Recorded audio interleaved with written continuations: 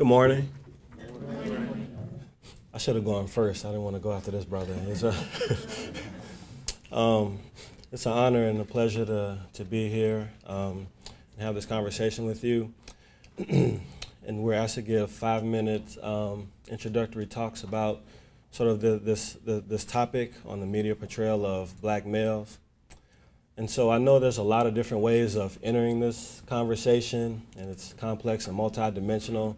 But first I have to think, for me, because I teach statistics and I tend to like to enumerate things and prioritize things.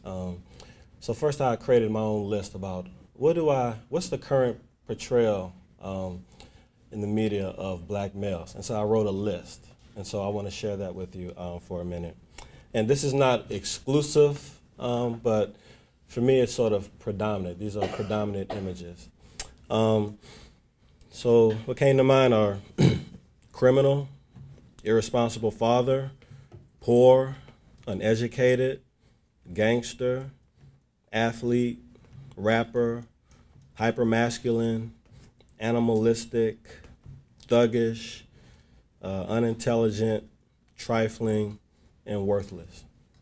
That's what came out to me. So then I asked myself, so what does that mean to me as a black male?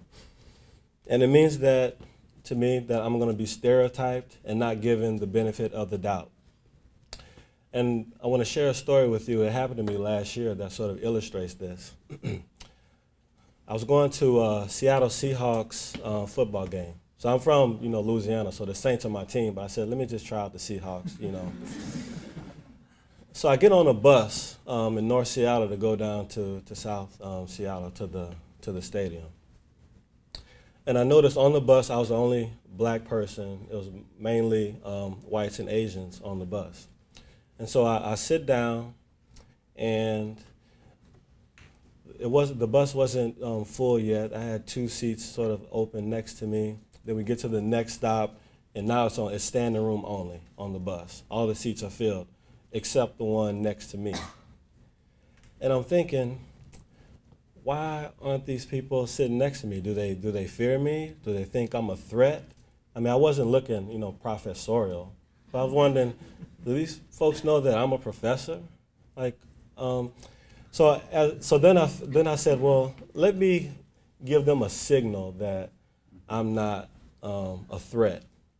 So I had my hands in my pocket. I took my hands out to show them my wedding ring, that I'm not a threat. I'm not a threat to you. But that was sort of my own issues that, that I'm trying to signal that I'm not a threat and how to navigate this world as a black man.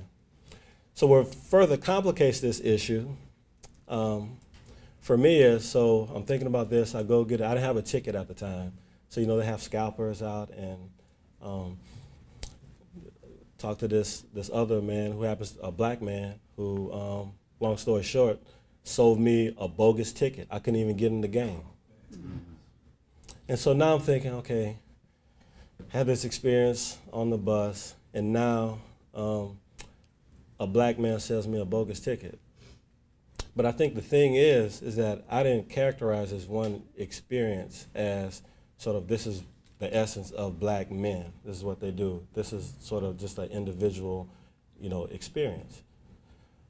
But I think for more people of power who are mainly, in many cases are mainly white, don't give black men this sort of benefit of the doubt.